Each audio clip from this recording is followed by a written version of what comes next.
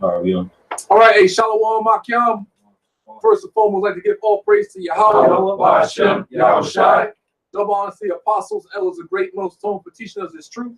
Much love, honor, respect to all the Akim out there, pushes knowledge and sincerity and truth. So bring up the map, please, because we will defend our heritage, the Hebrew Israelite charter, right? Right. So we the Hebrew Israelites, which consists. Got the chart.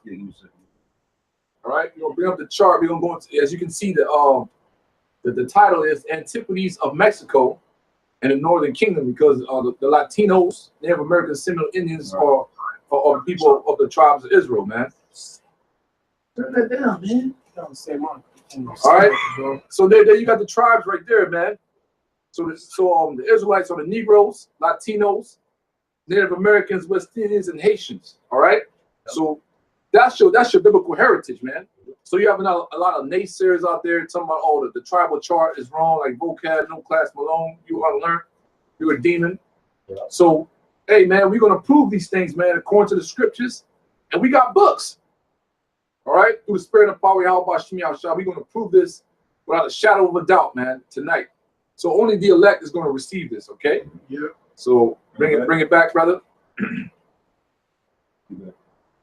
So without further ado, man, if somebody give me the first scripture I'll call for. It's 1 Kings 11:1. So we're gonna start off with the history of us, because when we showed that on the chart right there, that's how we used to be under King David and King Solomon. So King Solomon was the so-called black man from the tribe of Judah. Okay. So afterward, according to prophecy, he started going off, and the tribes got split under his command. All right. Accordingly, so he's gonna get into the prophecies first. Okay. Go ahead, brother. It's 1 Kings 11:1.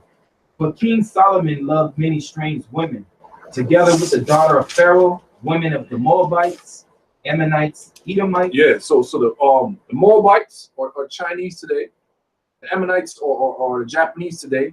And who else you mentioned, brother? Edomites are the so-called white woman. So yeah, you can mess with the heathen nations, but you can't allow them to take you from your power, man. Yeah. Right? Go ahead. Zidonians. Those are Hamites. Okay, go ahead. And Hittites. Those are African women. Okay, go ahead, brother. It says, of the nations concerning which the Lord said unto the children of Israel, ye should not go into them, neither shall they come in unto you. For surely they will turn away your heart after gods. Solomon clave unto these in love. Yeah, he fell in love. So you're not supposed to fall in love with the other nation women. Yeah. That's what the Most High is talking about. Okay, go ahead. Quick read. Yeah, go ahead, brother. It's Nehemiah 13:26. Did not Solomon, king of Israel, sin by these things? Yet among many nations was there no king like him, who was beloved of his power.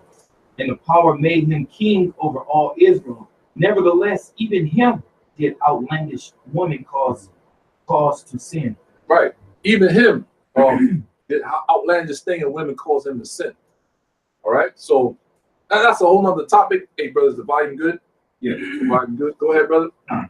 It says, and he had 700 wives, princesses, and 300 concubines, and his wives turned away his heart. So his wives turned away his heart, man. You see that? And it's going to tell you what he started to do. Go ahead. For it came to pass, when Solomon was old, that his wives turned away his heart after other gods, and his heart was not perfect with the Lord his power, as was the heart of David his father. For Solomon went after Ashtoreth, the goddess of Zidonians, and after Milcom, the abomination of the Ammonites. Amorites. Ammonites, brother. No, Ammonites. It says it's Amorite. Well, Ammonites. The hell? It's all good. All right, well, hey. It's still heathen God. All right, read it again. Because that don't make sense, because the Zidonians is an African nation. Amorites is Hamites. Yeah. So ours must be a misprint. Whatever. It's all good. So it's that's fucking sick. Hey, but we just figured something out new. Yeah, that's right. It says, For Solomon went after Ashtoreth, the goddess of the Zidonians, after Milcom, which was represent Molech, Yeah. the abomination of the Ammonites. Go ahead. It says, and Solomon did evil in the sight of the Lord, and went not fully after the Lord, as did David his father. Right. Go ahead. Then did Solomon build a high place for Chemosh, Yeah. Chemosh. the abomination of Moab. So that's the Chinese. So all the different gods he started worshiping is because of his women. Because he was a wealthy man, so he had nothing but time, and he started going off, man. Go ahead. It says, then did Solomon build a high place for Chemosh, the abomination of Moab, in the hill that is before Jerusalem, and for Molech, the abomination of the children of Ammon. Ammon are the Japanese. So he had Japanese women and Chinese women. All right.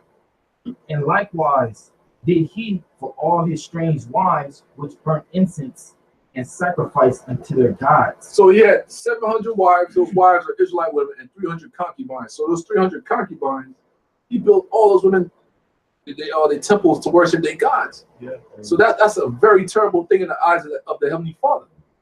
Okay, go ahead. It says, and the Lord was angry with Solomon, because his heart was turned from the Lord, from Yahweh Shai of Israel, which had appeared unto him twice. Which had appeared unto him twice, brothers. All right, the big man himself, Yahweh, the supreme Yahweh, man. Yeah. Think about that.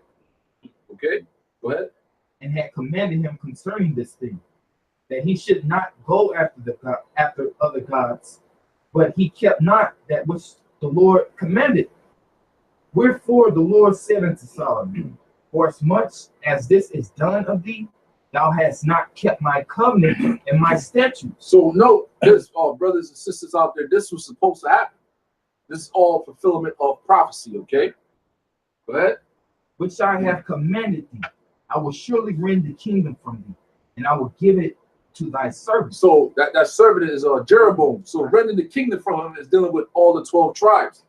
As you can see on the tribal chart, back then we were all together as one nation, a powerful nation at that. Okay.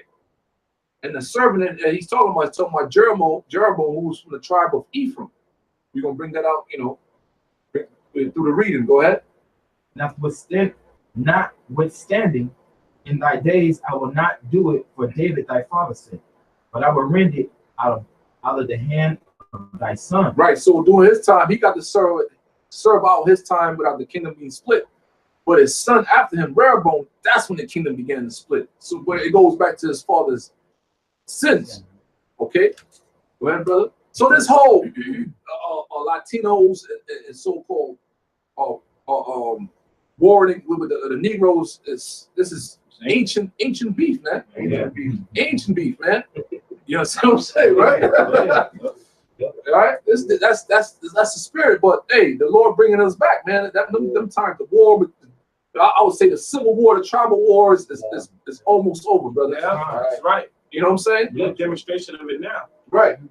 You understand? So hey, this represents the kingdom of heaven right here, man. Coming back together as one fold. Exactly. One stick. Yep. That's right. Go ahead, brother. Verse 13. Howbeit I will not rend away the kingdom, but I will give one tribe to thy son for David my servant's sake, and for Jerusalem's sake, which I have chosen. Go ahead. It says, and the Lord stirred up an adversary unto Solomon. Oh, that's it on there. That's it. Salaki. 26. Yeah, give me 26 and 35. We're gonna get straight to the points, man. Go ahead. First Kings 11 and 26. And Jeroboam the son of Nebat, and Ephraite of Zereda, Solomon's servant. So that's the servant that it was talking about, going back to verse 11. All right. Go ahead. Whose mother's name was Zariah, a widow woman. So this brother right here, Jeroboam, is from the tribe of Ephraim. All right, he's what you call a Puerto Rican today. Because over the northern kingdom, there's two kingdoms. The southern kingdom, the Judah, Benjamin, Levi. Northern kingdom is the Puerto Ricans, all the way down to the Mexicans, similar Indians, Native Americans, and the Mayans, the Incan, the Aztecs, Central America, South America, right? So you represent the northern kingdom, okay? So the Puerto Ricans are the head of the Northern Kingdom. So that's why Mexicans and Puerto Ricans don't like each other. Yeah. You know what I'm saying? Yeah. Says, Tribal wars, man. Go ahead. whose mother's name was Zeruiah, a widow woman. Even he lifted up his hand against the king. So once you start going against the Most High, if you would have read down, the Heavenly Father start raising up enemies against you, man. Yeah. So that's what happened when King Solomon started going off. It started off with this one Edomite guy right here, the brother about to read. But we're gonna get to the important parts, and it went down to his servant, Jeroboam, man. Okay. And this was the cause that he lifted up his hand against the king. Solomon built Millo and repaired the breaches of the city of David, his father. And the man Jeroboam was a mighty man of valor. And Solomon, seeing the young man that he was industrious, he made him ruler over all the charge of the house of Joseph. And it came to pass at that time, when Jeroboam went out of Jerusalem, that the prophet Ahijah, the Shilonite, found him in the way. And he had clad himself with a new garment, and they two were alone in the field. And Ahijah caught the new garment that was on him and rent it into 12 pieces. So yeah, man. So Ahijah the prophet, because the Most High will do nothing but reveal the secrets of the service of the prophets.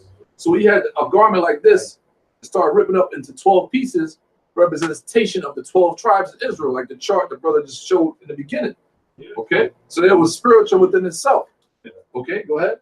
And he said to Jeroboam, take thee 10 pieces, for thus said the Lord, the power of Israel, behold, I will rend the kingdom out of the hand of Solomon, and will give 10 tribes to thee. So the 10 tribes right there represent the Northern Kingdom. Pull back up the chart real quick, Baba, can show. That's what I represent, man. All right. So it break down the Southern Kingdom.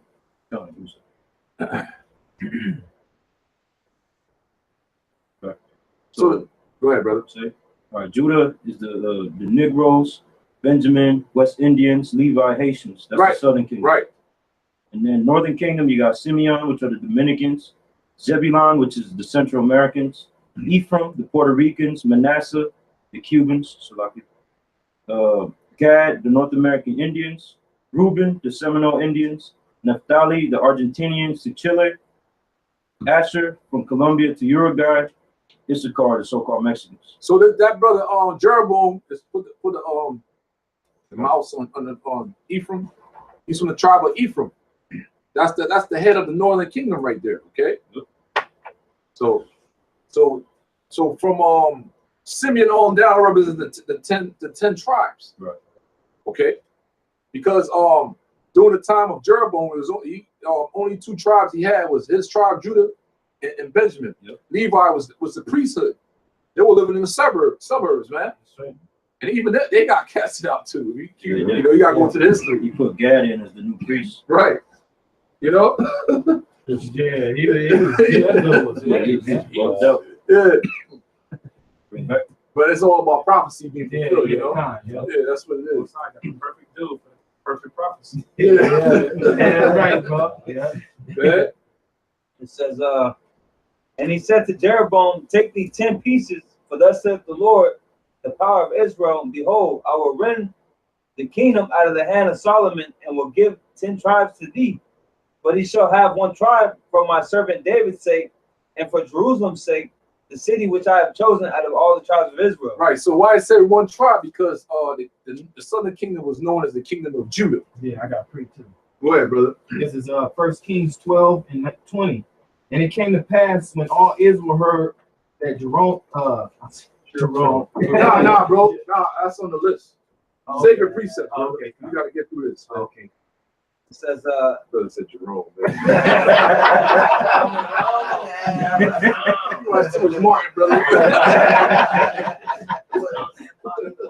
Hey, it's lucky, man. It's lucky. Go ahead, brother. it says, because that they have forsaken me and have worshipped Ashereth, the goddess of the Zidonians, Chemosh, the god of the Moabites, Yeah. and Milcom, the god of the children of Ammon. Yep. And have not walked in my ways to do that which is right in mine eyes, and to keep my statutes and my judgments, as did David his father.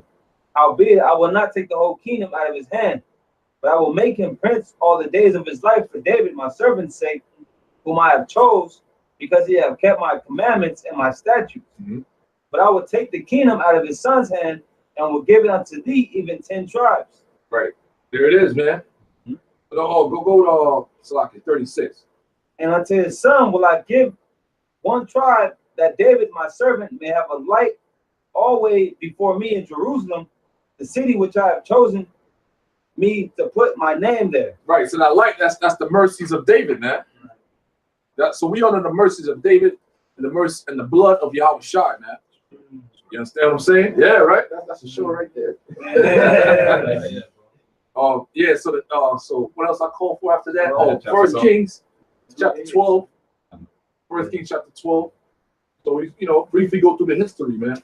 So that's how it started. That's how the beginning of the northern, the southern, and northern kingdom split. The split happened. Okay.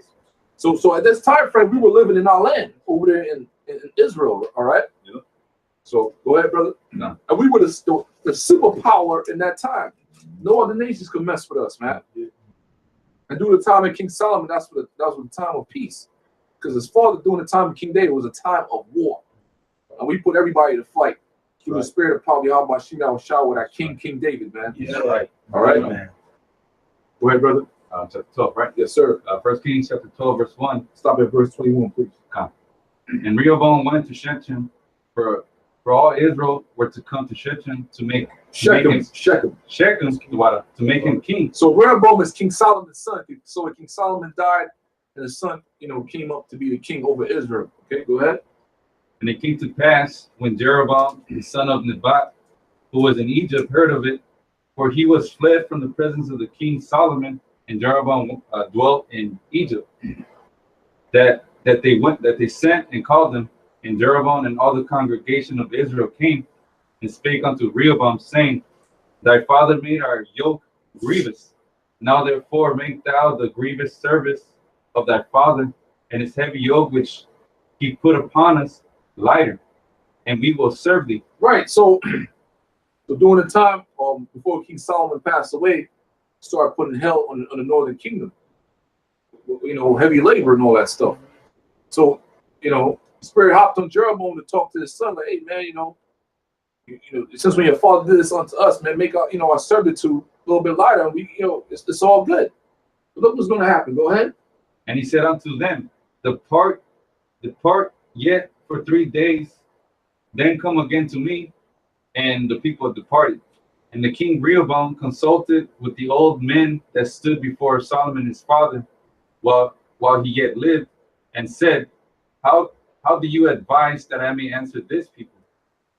And they spake unto him, saying, If thou wilt be a servant unto this people this day, and will serve them, and answer them, and speak good words to them, then they will be thy servants forever. And that's what's going on right now.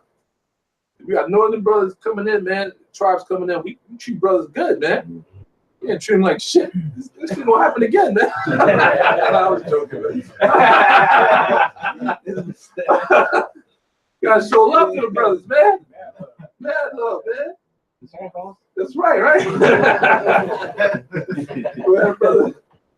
But he forsook the counsel of the old men, which they had given him, and consulted with the young men that were grown up with him, which stood before him. And what the hell do they know? Nothing. They don't know nothing. That's why you gotta take heat unto your elders. Right. Because they've been around, man. They've been around when your father was there, when your granddaddy was there. Yeah, right. You know what I'm saying? You can't listen to your peers. The hell they know. Young, inexperienced. Yeah. Niggas. Young punks. That's what we dealing with today. Yeah. That scoff is but a bunch of young punks. Good. And he said unto them, What counsel give ye that we may answer this people who have spoken to me, saying, Make the yoke which thy father did put upon us lighter? And the young men that were grown up with him spake unto him, saying, Thus shalt thou speak unto this people that spake unto thee, saying, Thy father made our yoke heavy, but make thou it lighter unto us. Thus shalt thou say unto them, it says, my little finger shall be thicker than my father's loins. Man. And now we're That's right. That's an idiom. That's it. That's an idiom representing that he gonna go harder than what King Solomon put on you. Yup. You sound funny though. it says, and now whereas my father did laid you with the heavy yoke, I will add to your yoke. My father had chastised you with whips, but I will chastise you with scorpions. Woo, that's messed up. So that's where the split started to go. That's when things started to go wrong. And this happened in 930 BC. If you got a Bible atlas, it breaks it down for you. So this where the split happens, man. This is where it started. Okay, go ahead. So Jeroboam and all the people came to Rehoboam the third day, as the king had appointed, saying, "Come to me again the third day." And the king answered to the people roughly, and forsook the old men's counsel that they gave him, and spake to them after the counsel of the young men, saying, "My father made your yoke heavy, and I will add to your yoke. My father also chastised you with whips, but I will chastise you with scorpions." Wherefore the king hearkened not unto the people, for the cause was from Yahweh, that he might perform his saying. Right. So that was through the spirit. Yeah, it's prophecy. Yeah. Prophecy must be fulfilled, man. Right. You see that? Go ahead. Since which Yahweh spake to Ahijah, the Shilonite, and Jeroboam the son of the Nebat. It says, so when all Israel saw that the king hearkened not unto them, the people answered the king, saying, "What portion have we in David? Neither have we inheritance in the son of Jesse. To your tents, O Israel, now see to thine own house." It says David. So Israel departed unto their tents. But as for the children of Israel, which dwelt in the cities of Judah, Rehoboam reigned over them. It says, then the king Rehoboam sent Adoram, who was over the tribute, and all Israel stoned him with stones that he died. So he tried to come in there, but no, the king was that. They were like, "Get your ass out of here, man!" Hit him there with bricks. You see? That makes sense, man. You motherfucker. So that's where the beef really started, right there, man. Go ahead. It says, and all Israel stoned him with stones that he died.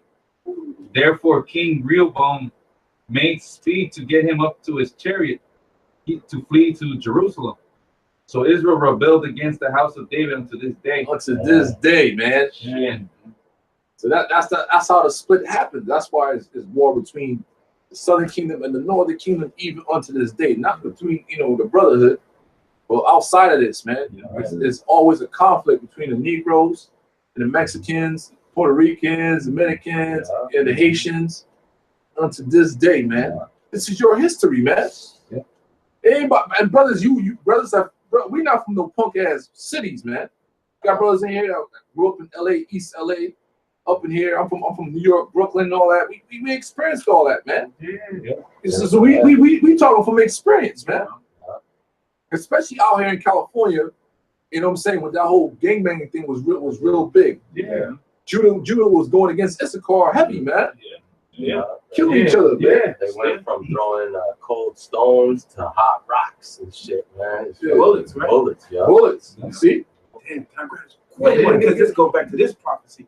Deuteronomy 28:54. So that the man that is tender among you and very delicate, his eyes shall be evil towards his brother, and toward the wife of his bosom, and toward the remnant of his children, which he shall leave. Okay, but that's prophecy too. That one goes it goes perfect, yep. And that's prophecy. And what is the apostle named this year?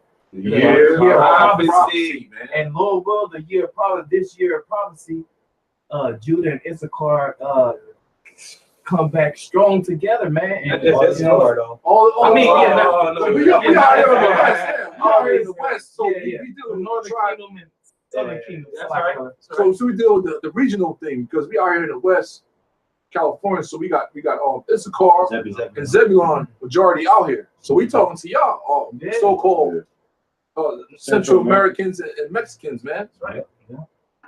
This is your nationality. We're the same people. That's right. And we breaking down the history to you, man. That's in right. the Santa Biblia. Like you say something, man. That hatred is so crucial.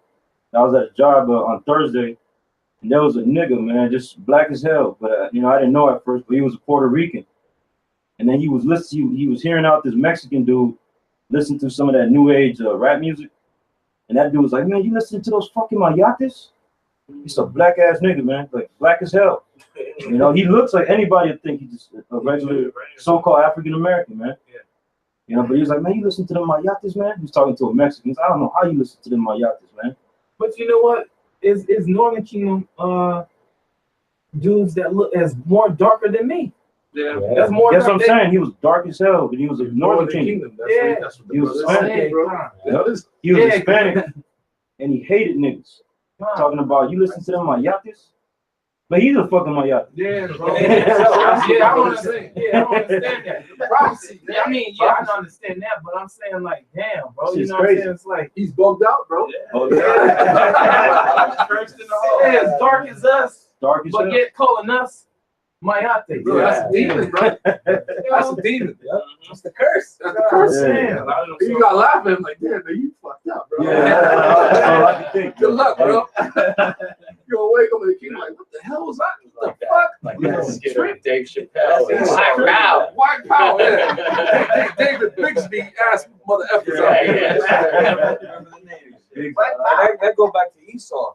Divide and conquer. Right. He find out they did that in the Willie Lynch. Find out all the little differences and cause division. Man. Yeah, so Kyle, let's finish that off. God, so it's back in 19. It says, so Israel rebelled against the house of David unto this day. So the house of David will be considered Judah, Benjamin, Levi. Okay, go ahead. And it came to pass when all Israel heard that Jeroboam was come again, and they sent and called him unto the congregation and made him king over all Israel. And there was none that followed the house of David, but the tribe of Judah only. Go ahead. It says, and when Jeroboam was Rehoboam. oh, it's a lot, my bad. Rehoboam was come to Jerusalem. He assembled all the house of Judah with the tribe of Benjamin, and 180,000 chosen men, which were warriors, to fight against the house of Israel, to bring the kingdom again to Rehoboam, the son of Solomon. Right. So, you know, but if you keep reading, you know, that war right there didn't happen, man. But they did went to war with each other. Yeah. Okay. This particular fight didn't happen. Moses sent a prophet and calmed it down. Okay. So that's how the split happened right there, man. This happened around 930 BC. All right, the BC era. So we're gonna jump from there and go to 2 Kings 17. I got it right here. Yeah, good. Whoever got it, bring it out. For verse 1. So, hey, start at verse 1 and stop at verse 18. So this is where the good stuff come in, man. So it's 2 Kings 17:1. It says, in the 12th year of Ahaz, king of Judah, began Hoshea the son of Elah to reign in Samaria over Israel 9 years. And he did that which was evil in the sight of the Lord, but not as the kings of Israel that were before him. Against him came up Shalmaneser, king of Assyria, and Hoshea became his servant and gave him presents. And the king of Assyria. All right, so let's break this down. So this is the northern kingdom right here. All right, and they got their asses whooped by the Assyrians, man, because of prophecy. Yeah. Because they start worshiping other gods, being very wicked today, Right. caught up in all types of idolatry. Yep. The scripture say Ephraim is joined onto idols, and it started because of Jeroboam with the golden calf and all that stuff. Okay. Hey, would it be safe to say this was like 200 years later? Oh, I don't know the time frame. It was about That's 726 BC. Yeah. Yeah. 27. That's correct. Sorry. So yeah, you're right, brother. Like, this is too fast forward now, 200 years later. That's right, come on, brother. Shit was worse. Yeah, it got worse, man. Go ahead. Yeah, when it says he gave him presents, it means he was a tributary. Yep. So it says, and the king of Assyria found conspiracy in Hoshea, for he had sent messengers to the king of Egypt and brought no present to the king of Assyria, as he had done year by year. Therefore the king of Assyria shut him up and bound him in prison. Then the king of Assyria came up throughout all the land and went up to Samaria and besieged it 3 years.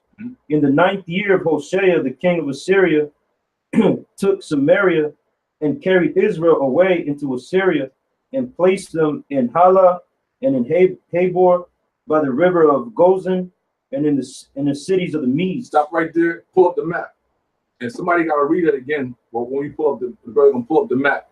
So we're gonna show you in the map where that dispersion of the northern kingdom happened. Okay. When you gave me, right? Hold on, brother. Yeah, make the map out. Yeah, there you go. The right way. All right. So the green spots is where you know what I'm saying. They can see it. Okay. So we're gonna show you the map, brothers. You gonna see it on the phone? Yes, sir. So I need somebody to read that again. And as they read it, you point with the mouse the different places, okay? That they when they pull the northern kingdom and start placing them in the land of Assyria, okay? Okay. All right, go ahead, read out verse 6 again. It says, in the 9th year of Hoshea, the king of Assyria took Samaria and carried Israel away. So Samaria is in the Middle East, Israel, our land, okay? And the arrows will tell you they give you that in the thing right here. Okay. Or where this right here, it breaks it down where they will put. You see with the arrows, the different colors. Right. All right. So the green arrow represents the deported Israelites. The yellow, foreigners imported to Samaria. The purple looked like Syrian captives brought to Samaria. The red, Shalmaneser V and Sargon II's campaign. And the brown arrows is Hosea's messenger. Right. So we're gonna deal with the dispersion of the Israelites. So read that, brother. It says, in the 9th year of Hoshea, the king of Assyria took Samaria and carried Israel away into Assyria. So point where Assyria is at is right there on the map, brother. So that area, so we got taken out of Israel and went to Assyria, another part in the Middle East. Right. All right. Go ahead. And placed them in Halah. So point to Halah. Halah should be one of the green spots. The green spots is one of these, bro. Halah is right there, brother. That's Halah. Yeah, the green spots. There it is. So the first dispersion, they went to Halah right there. Okay, go ahead. And in Habor. And in Habor, so Habor should be another one. It's another green spot to the right. Right. Yeah, that's probably Habor right there. That's something else. That's a lot. Ekbat Tana. Where's Habor at? Goes in, Halah, Kala, Habor. Where the hell is Habor at? Probably not on here. This one? I don't think it shows a lot. Yeah, they don't show Habor. All right. You say the next one, brother? And it says it placed them in Habor by the river of Gozan. So point to Gozan. So that's the second one right there. That's the third one. All right.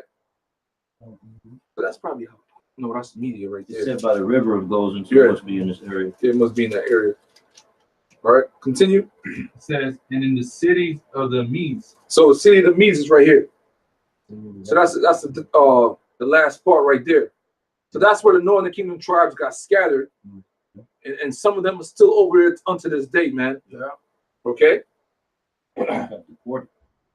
All right. And you Northern Kingdom is dealing with deportation for it. Out of my sight. Out of my sight. Yeah, the Lord was the first one to deport you, man. Yeah. You know? Yeah, right. Oh shit, bro. Damn. That's real. Operation Paper.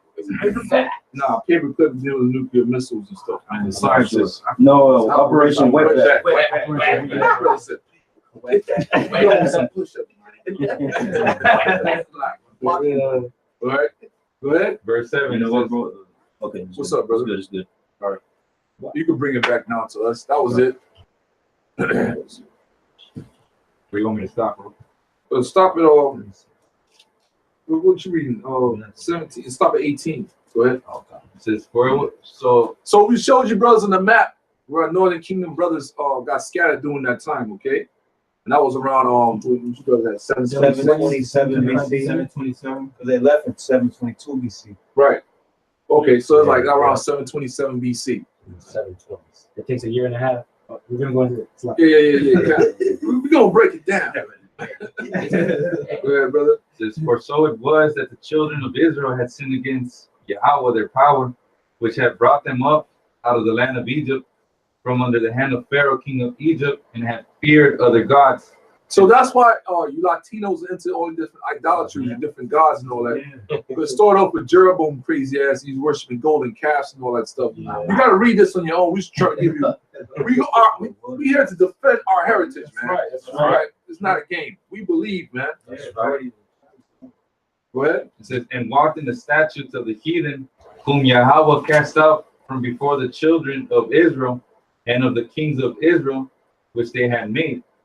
And the children of Israel did secretly those things which were not right against Yahweh their power, and they built them high places in all their cities, from the tower of the watchman to the fenced city.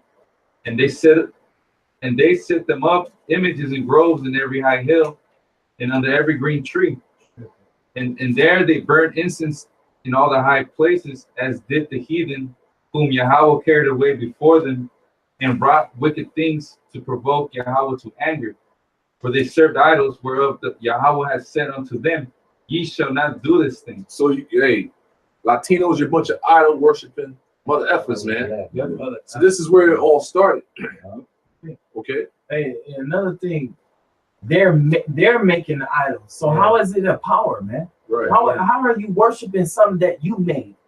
Great. You know what I'm saying? A power is something that is already there. It's already, you know what I'm saying? You making your power. So how is it? Solomon 14 right there. Yeah. You go all into that. It tells you if the idol falls on the side, can it pick itself up? Exactly. Yeah. And Baruch. Is that right? Baruch? Yeah. Yeah, hey, and it's that's the proof through prophecy in the scriptures who is the northern tribes. Because what other nation out of all the nations on this planet do that, man? Still to this day, man, the so-called Latinos make up fucking saints. Like right now, one's making one up. You know, right now, Saint fucking whatever, man. San whatever.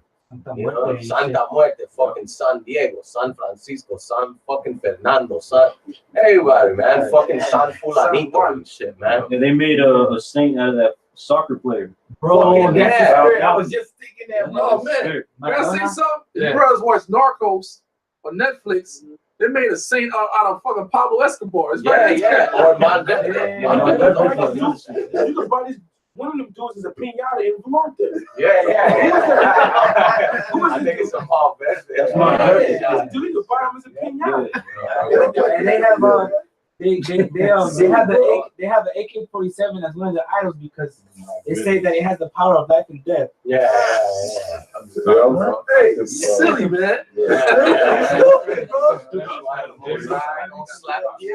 also had this one incident with his family. They lost their son and they put embalming. You know how they do that. And they had him. They put embalming fluid in him. And they had him in the living room. Had him in the living room. I And seen shit. that, bro. Right. They had him on a rope like if he was like there still. Yeah, Just, you know what I'm saying? Some people crazy, man. That was their damn money. That was it. Continue, brother. 13. Yet Yahweh testified against Israel and against Judah by all the prophets and by all the seers, saying, And then we all those prophets and seers coming back. We testifying against you and we educating your ass. Once again, this is the real education, man. It's for your own good. It's for your own good. Go ahead. it says, turn you from your evil ways and keep my commandments and my statutes according to all the law which I commanded your fathers. So that's what we telling you again. Turn from your evil ways. Yeah. All right. The Lord's about to jack your ass up. He's gonna be weeping and mourning and gnashing of teeth, man. It's not a game, man. Go ahead. And which I sent to you by my servants, the prophets. That's Lord willing. That's who we are. I feel confident in it. But we're gonna still say Lord willing. You know. Yeah, we doing the work of a prophet, right? Well, I'm keep it humble, man. Keep it humble. Lord willing. All right. But if we are, that's your ass, man. That's your ass, man. So we gonna have the Heavenly Father and His Son Spirit on us, man. And we ain't gonna have no motherfucking mercy. Excuse my language, man. All right. If I can say, that's why it says the spirit of the prophets is subject to the prophets, because even in this time, you had the prophets, even though there was that beef, that was still, it's because it said right here, yet the Lord testified against Israel and against Judah by the prophets. So we was right there. in the midst of that beef, like now, still telling them, y'all, man, no, y'all fucking up, man. Y'all ain't supposed to be beefing. Y'all ain't supposed to be doing this. Come back to the Lord. Let's come back together. You know what I'm saying? Fuck all this shit. Fuck these heathens. You know, but hey, that's how you know, man. It was always the elect, the remnant versus the 2/3, man. Yeah, there's a piece of history that tells you that I believe it was during the time of Jeroboam that a sect of Zebulun and Issachar were still going to Jerusalem secretly to worship. You know, because you have to do it in secret, because if them niggas back in Samaria found out, you're done. You know, you follow with the Mayates, huh? That's why you brothers you used to catch that out here. Why you with the Mayates, huh? I remember that. I used to call sellouts. Like, we stand with that nigga. They used to pass us looking at y'all weird and shit. Like they wanted to fight y'all. Like they still do that. They'll come to the camp and they'll be like, "You're following this nigger." And they'll be pointing at me. "You follow this nigger?" Hey, man. Hey, you guys, you people you don't know how bad you messed up, man. Because the Lord, Yahweh, and Himself are dark-skinned men. So what you gonna say when the angels show up? What you gonna say? You ain't gonna say nothing but scream like the real putas you are, man. Y'all don't understand, man. They're gonna twist you up, man. The Russian troops and Chinese troops gonna fuck you up, man. Yes. Watch. I concur with that. We concur. You pay for that. You're gonna pay for that, man. It shall be like Madman spirit, none. And that's the spirit and vengeance of Yahweh, Hashem, Yahushua, man. So let's get off topic. Let's get back, man. I'm getting all fired up, man. 14. It says, notwithstanding, they would not hear, but hardened their necks like the neck of their fathers, that they did not believe in Yahweh their power, and they rejected his statutes and his covenant that he made with their fathers, and his testimonies which he testified against them. And they followed vanity and became vain, and went after the heathen. Even on today, you following vanity and you became vain. The Southern King and the Northern Kingdom, man. You're all in some deep shit. All right. Go ahead, brother. It says, and they followed vanity and became vain, and went after the heathen that were round about them, concerning whom Yahweh had charged them, that they should not do like them. And they left all the commandments of Yahweh their power, and made them molten images, even 2 calves, and made a grove, and worshipped all the host of heaven, and served Baal. And they caused their sons and their daughters to pass through the fire. Pass through the fire.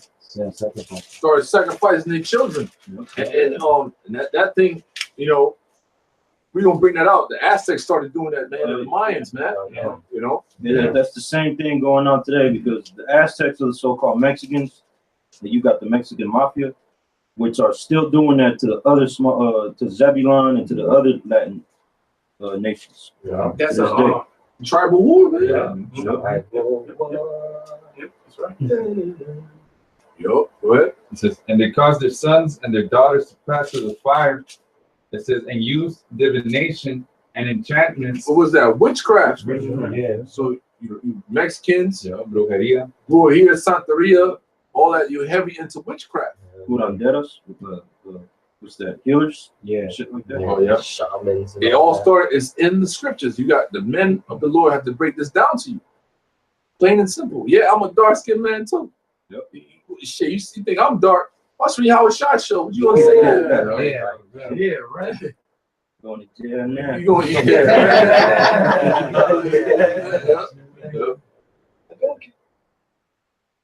and used divination and enchantments, and sold themselves to do evil in the sight of Yahweh, to provoke him to anger. Therefore Yahweh was very angry with Israel, and removed them from his sight, and there was none left but the tribe of Judah only. And Judah kept not. That's it on that. So that time frame. So this is where they left. They left and they came over to the Americas, man. So we're gonna get that. Give me that second Esdras 13. Hey, bro, real quick, if I could get to verse 24. Oh, okay. Same chapter. Go ahead, brother. It says, and the king of Assyria brought men from Babylon, and from Cutha, and from Ava, and from Hamath, and from Sepharvaim, and placed them in the cities of Samaria instead of the children of Israel, and they possessed Samaria and dwelt in the cities thereof. You know, so the whole land got given away, and they put these heathens in there. Which even going forward into the time of Yahushua, Right. those were those Samaritans, those so-called Ethiopians, man. Matthew, you got that one? Matthew, Yeah. Go ahead, bro. 10 and 5. These 12 Yahushua sent forth and commanded them, saying, go not into the way of the Gentiles, and into any cities of the Samaritans, enter you not, but go rather to the lost sheep of the house of Israel. Right. Large bulk of the Israelites that were living there, they got deported. You know, generations before that.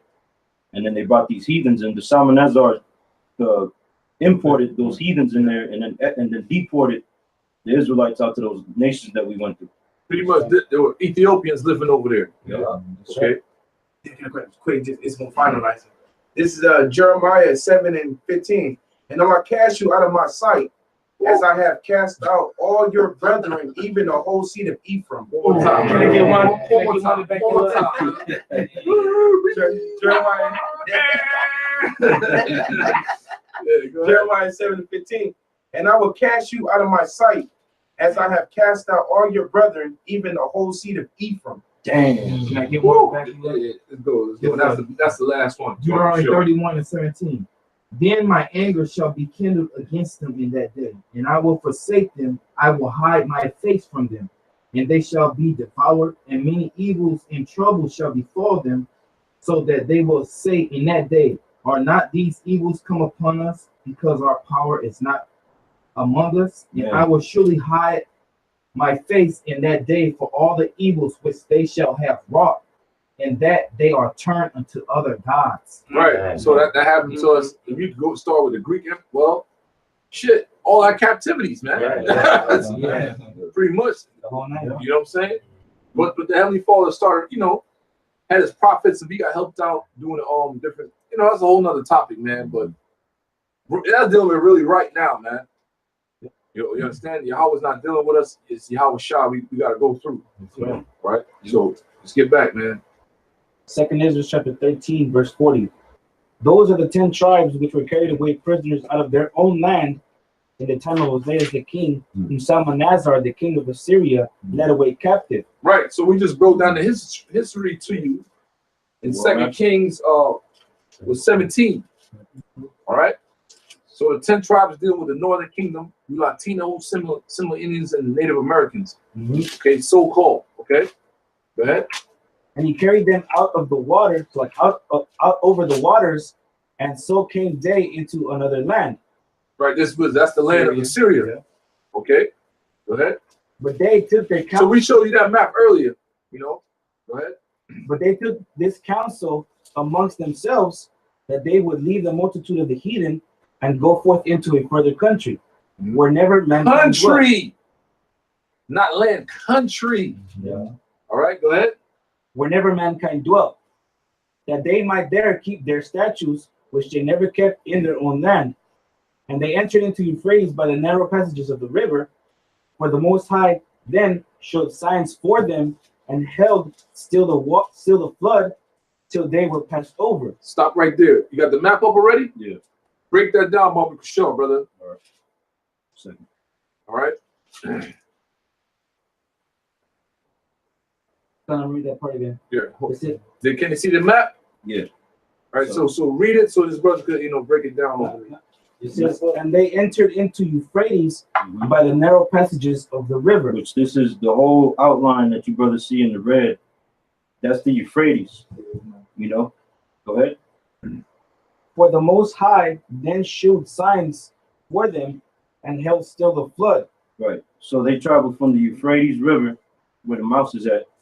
You know, went through, I believe that's the, let me see, let me confirm what that's at.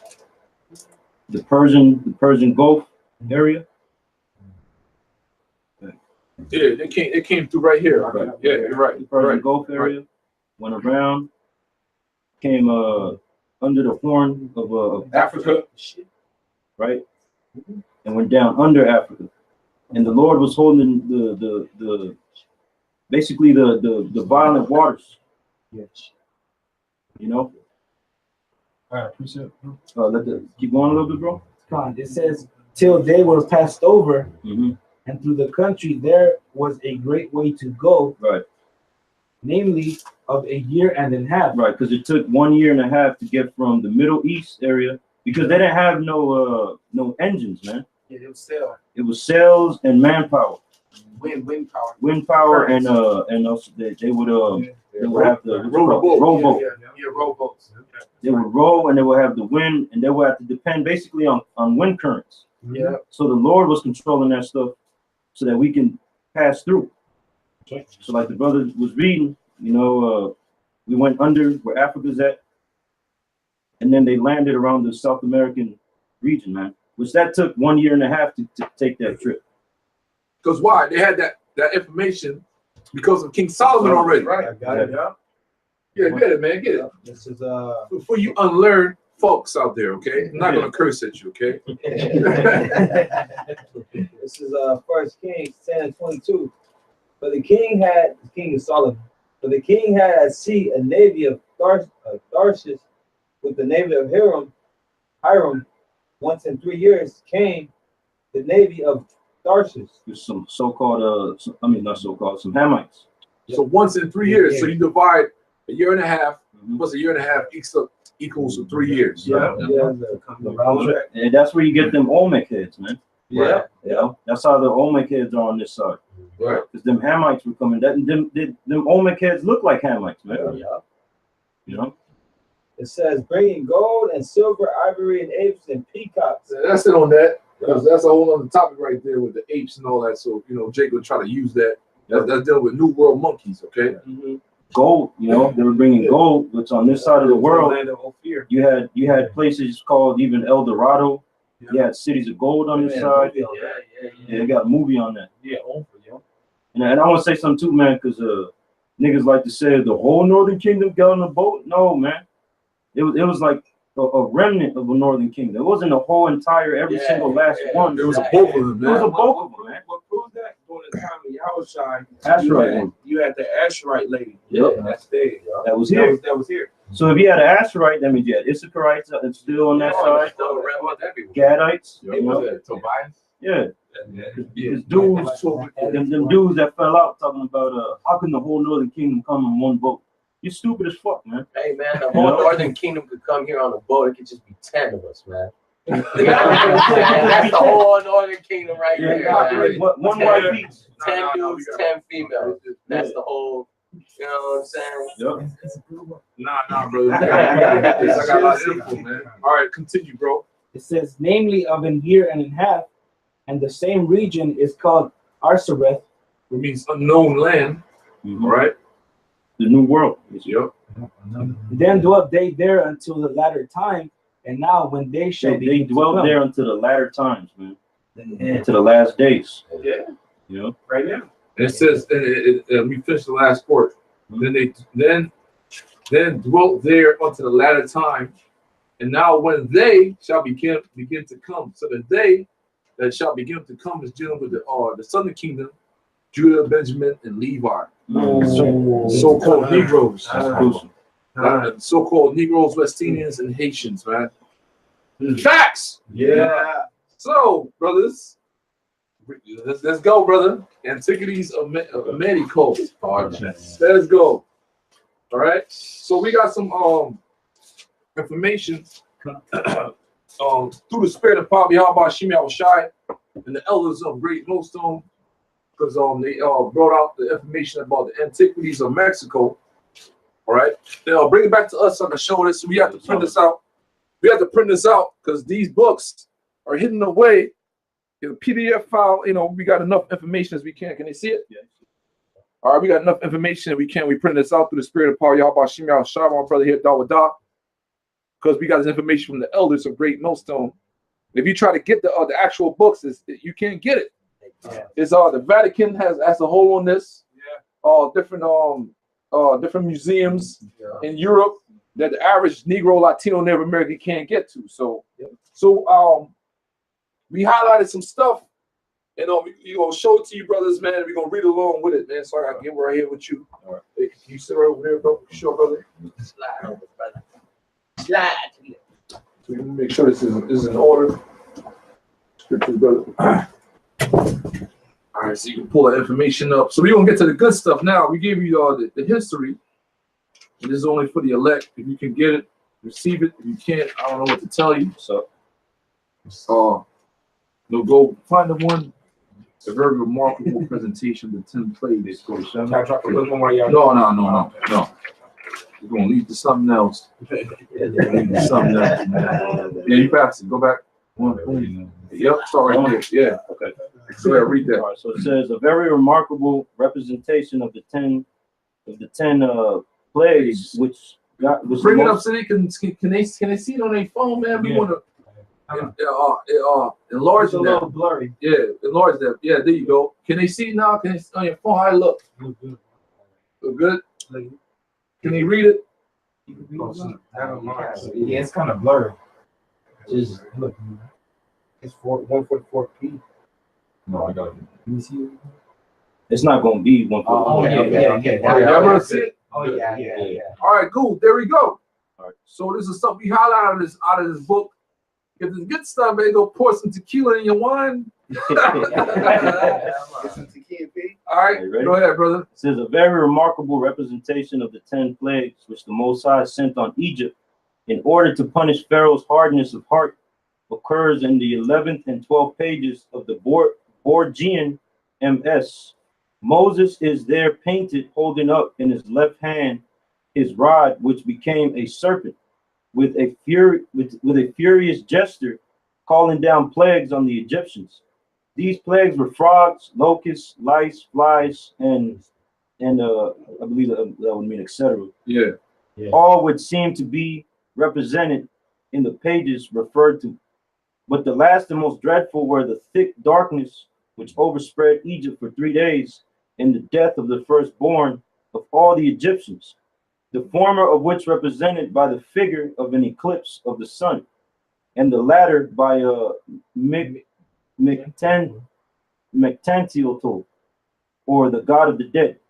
This is descending in the form of a skeleton or a cadaverous body from the rod of Moses. You see that? Go ahead. The curious symbol of one serpent swallowing up another occurs likewise in the 19th page of the same MS. It says, it is not extraordinary that the Mexicans That who? that the Mexicans That who? the Mexicans Go who ahead. were acquainted with one portion of Exodus that relating to the migration of the children of Israel from Egypt. There you go. There you go. There you go. Go ahead. Should also have not been ignorant of another. Right. So they're telling you that the Latinos were part of that Exodus out of ancient Egypt, man. Yep. So that's it on that. So go to 49. And nothing new. Yeah, that's crazy, bro, because the pyramids that are out here on this side, they have the same mathematical equations that are the pyramids over there in Egypt, man. Right. So that shows you the relation that Issachar had the mathematical, but overall Israel had the understanding of math, so they built the pyramids on this side the same way in Egypt. Right. So this is found in the Antiquities of Mexico. Go ahead, brother. It says, in nothing did the civil policy of the Mexicans more closely resemble that of the Jews. That of who? Of the Jews. Who the real Jews, brothers? All right. The tribe of Judah, man. Ultimately, we are. Yep. Not them brat bastards over there, okay? Facts in your face. Yep. We didn't write this, man. We just printed it out. Vocab Malone and the rest of you clowns out there. You idiots, you unlearned morons, man. Go ahead, brother. In nothing did the civil policy of the Mexicans more closely resemble that of the Jews. Civil law. Civil laws. It says, yep. It says, then in their dedicating their children at the temple. Dedicating their children for what? At the temple for what? For the priesthood, man. Go ahead. And afterwards sending them there to be instructed by the master. That's the male child. Go ahead. Or as we might say, the superior rabbi. Right. In the doctrines of their religion and their moral ceremonial laws. It says Christ himself. That means y'all was shy. Yep. Said when only 8 years old. That's off. Give me that when he was 12 years old Yeah. and he went to the temple. That's in Luke somewhere. Yep. It's not. It wasn't 8. He was 12. Yeah. So in order for a male child to get into the priesthood, he had to be 12 years old. So that's off, but we're gonna give you the right account according to the scriptures. Whoever got it, bring it, man. Luke 2:41. Now his parents went to Jerusalem every year at the feast of the Passover. And when His parents is deal with Mary and Joseph, and they had sex, all right? Yeah. Go ahead. And when he was 12 years old, they went up to Jerusalem. When he was how old? 12 years old. How old? 12 years old. Go ahead. They went up to Jerusalem after the custom of the feast. And they also cussed that Christmas bull that he was born in December 25th. When he was born in the springtime, his birthday was around March. Right. Or, his you know, birthday when he came 12 years old is in the springtime. Yeah. That's what that's talking about. Okay, go ahead. Yep. After the customs of the feast. I think that was it. And when they had fulfilled the days, as they returned, the child Yahushua tarried behind in Jerusalem, and Joseph and his mother knew not of it.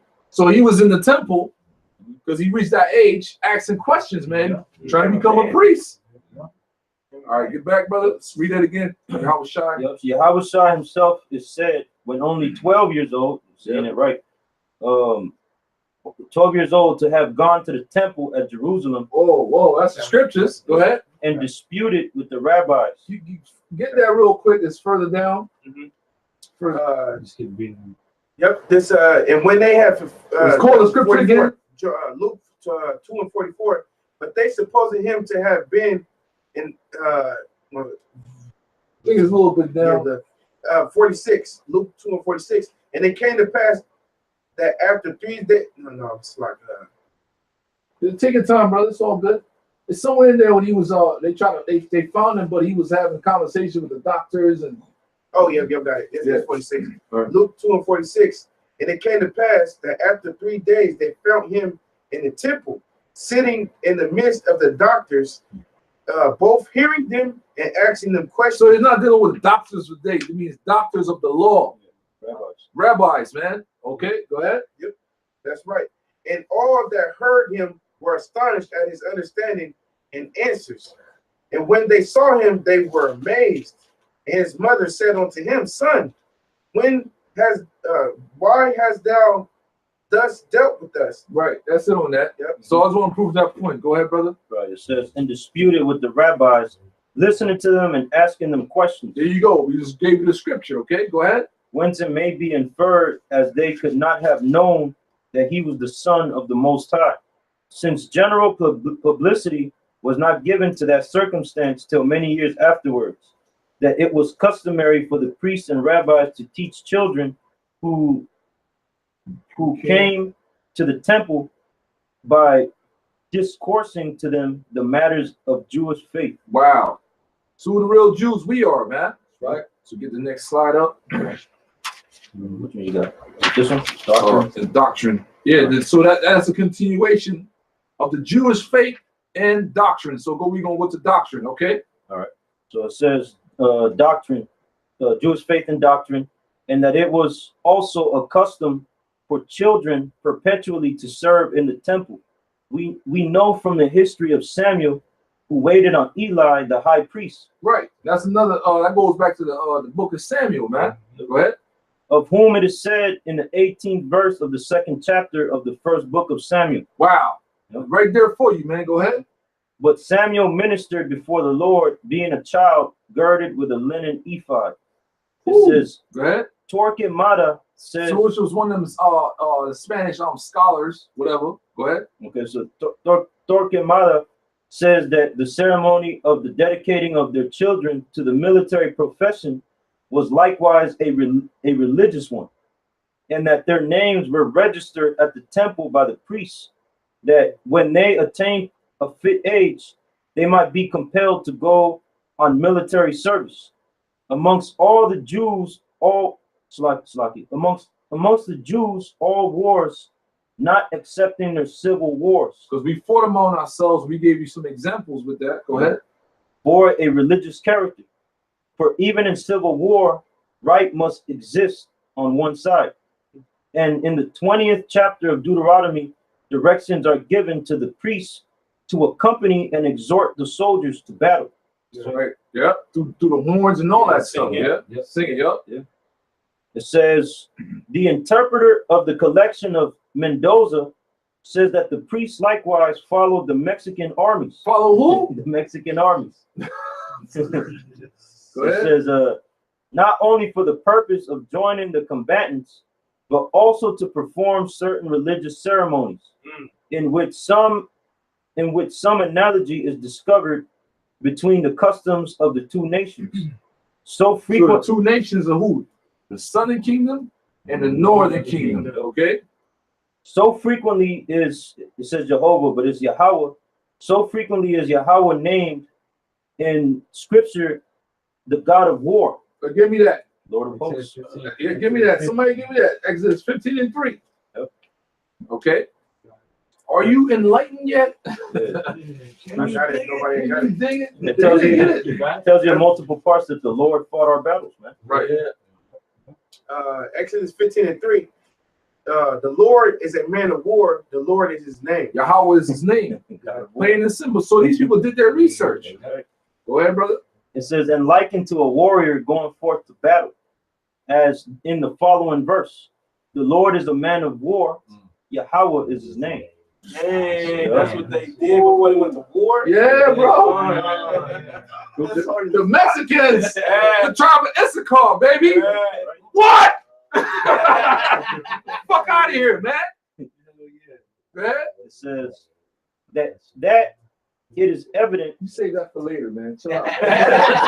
It says that it is evident that the Jews believe that such epithets of praise did not profane the majesty of heaven, and that it was magnifying the Most High to ascribe to him courage and invincibility in conflicts with arms of flesh and mortal folk. Right. Right. Now, Next one. Hey, because we would go to war and sometimes not lose a man. Right. a You know? lot of times, Psalms 144. during the time of Joshua, when they lost a man, they had to inquire to the Lord, why the hell did we lose a man? Yeah. And we were dealing with something fucked up, you know? It was like invincible out there. It's fucking Aiken ass, right? Yeah. Aiken bitch ass. The next one is to bring to our recollection. That's on Bring to our 50. recollection. Yeah, there it is. Blow that up. Roll it up. All right. All right. Let it settle. All right, go ahead. So we can another page. These are different points, man. You got to download this for yourself. Go ahead, brother. Right. So it says, Scripture brings to our recollection that passage in the 29th chapter of Acosta's History of America. So Acosta is another Spaniard scholar, so to speak. Go ahead. It says, wherein treating of the Mexican Jubilee. Jubilee. Somebody look up Jubilee real quick. Yep. That was part of our custom as well. The year of Jubilee. Forgiving debts. Yep. Year of release. Just give me a brief oversight on it, man. Yep. Read that again. So it says, Scripture brings to our recollection that passage in the 29th chapter of Acosta's History of America, wherein treating of the Mexican Jubilee, which was celebrated every 52nd year in honor of Tezcatlipoca. He says that the Mexicans, in the midst of the sincerest manifestation of their penitence for their past sins. I got it. Good. This is Leviticus 25:10. And ye shall hallow the 15th year and proclaim liberty throughout all the land unto all the inhabitants thereof. It shall be a jubilee unto you, and ye shall return every man unto his possession, and ye shall return every man unto his family. Right. A jubilee shall that 15th year be unto you. Ye shall not sow, neither reap that which groweth of itself in it, nor gather the grapes of it in thy vine underdressed. For it is the jubilee, it shall be the holy unto you. Ye shall eat the increase thereof out of the field. This is the year, in the year of this jubilee, you shall return every man unto his possession. Right. Now, a little brief something. Holiday. Yeah, it's a holiday. So you got the X-Men character Jubilee. What the hell she look like? She was not no fucking Edomite looking chick. She looked like she was a Northern Kingdom chick. All right. Right in your face. All right, go ahead. So the recollection of which was awakened by the sound of the trumpets, which the priest blew towards the four quarters of the world. Humbly the deprecated injuries from either darkness or the winds. All right, that's it on that. So they celebrated Jubilee. So they had them different laws, man. Yeah, they had the customs. They had the customs, man. The next one, it says in everything relating to the treatment of their children. Yeah, when you read, if you would have read verse 9, it tells you that Jubilee took place on the Day of Atonement, which is a forgiveness of sins. Right. All right. So it says. So we jumping ahead now in this book. Go ahead. It says in everything relating to the treatment of their children, even in their mode of punishing them, the Mexicans resembled the Jews. Who? The Jews. Yep. Go ahead. As sterility was reckoned by the Jewish women a great misfortune. Hey, what's going on today? These Latinos love having children. They don't give a fuck. They tell you, yo, you're gonna make a life for me. All right, I'll give you this pussy. I want some kids. Facts, man. Facts. Because that's the real means to be barren or not having the capacity to give children. Right. So that's a no-no, man. We got Israelites in the house. They know. They know. I got an Israelite baby mother, man. Oh fuck. She told me you're gonna make a life for me. Well, that's personal shit. Go ahead. And they made vows at the temple to obtain children. That sounds like Samuel's mother. Yep. Right. And Samuel's mother. Yep. She made a vow. You know. It says, and they made vows at the temple to obtain children. So the Mexican women considered it a great reproach to be without them.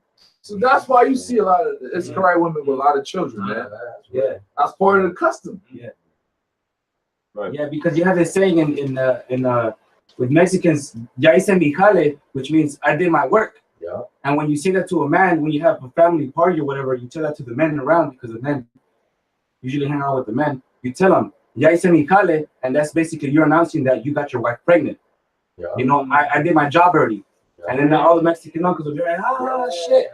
You know, you got your firstborn coming. You know? Like in that movie, what was it? What was that movie? He was laughing because.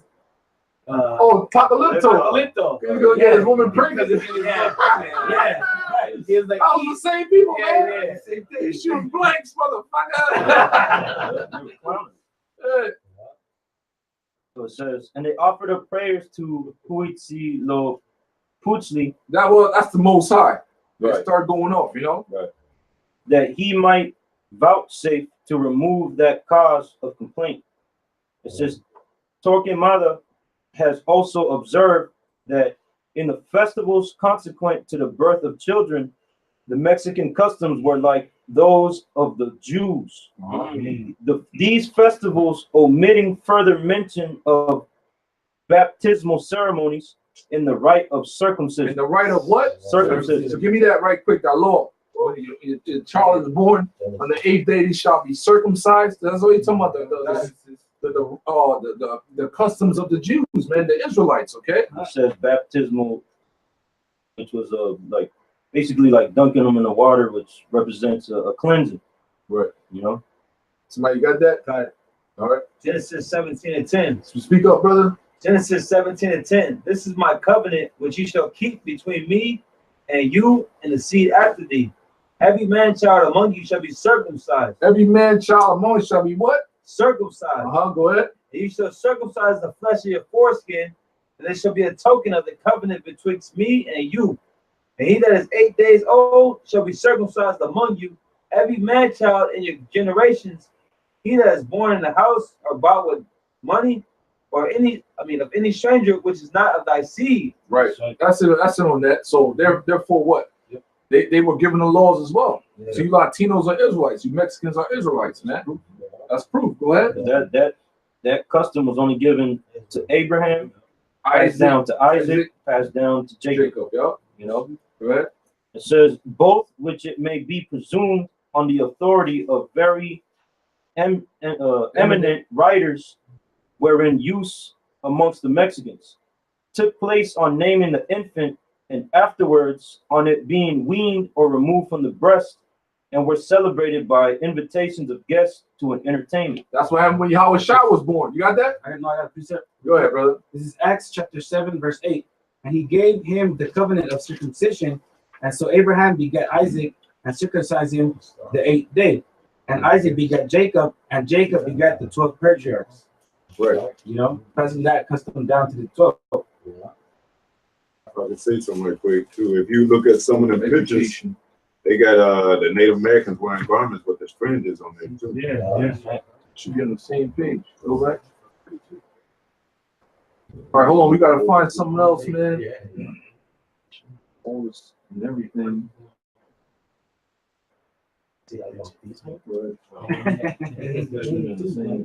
Before now. Yeah, anything? Vitamin K? Go back. Vitamin K. Yeah. Vitamin K. Oh, okay. Keeps it from bleeding out. And when the child is born in the hospital, he's so My first born. Hold on, brothers. Go back.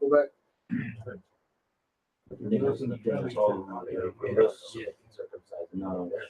So, maybe. But I got that. Okay, there you go. Here it is. All right, go ahead. All right, so it says, the education of children commenced among the Mexicans, as with the Jews, at an exceedingly early age. Keep in mind, we are the real Jews, not them people over here in Israel, okay? That's right. Right? At the first thing which they taught them was to honor the gods. Which is Yahweh Bashim Yahweh Shai, the Alahayim, okay? The powers, okay? It says, on which customs Torquemada remarking says, I likewise wish it to be noticed that the devil commanded amongst his vain Indian people that the first thing a father bid his children do should be to love and honor their gods. So that's part of their commandment, man. That's the first That's commandment. the first commandment. So that's what it's saying. They put devil in there and all that. No. We were given the commandments, all right? So go to Them scholars didn't understand everything. yeah. Right. So the next one is the Mexicans will appear closely to have imitated. That was pretty mixed up. Yeah. That's the priesthood. The underlying part of the priesthood. Is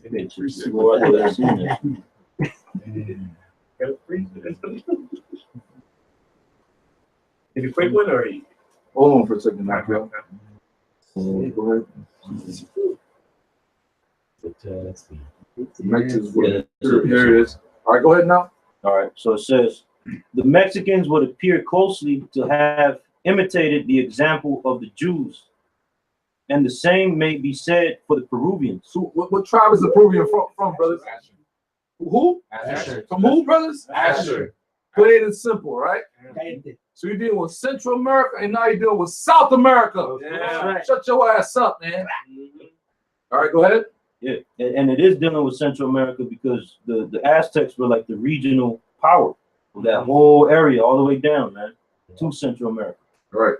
So it says the Mexicans would appear closely to have imitated the example of the Jews, and the same may be said of the Peruvians.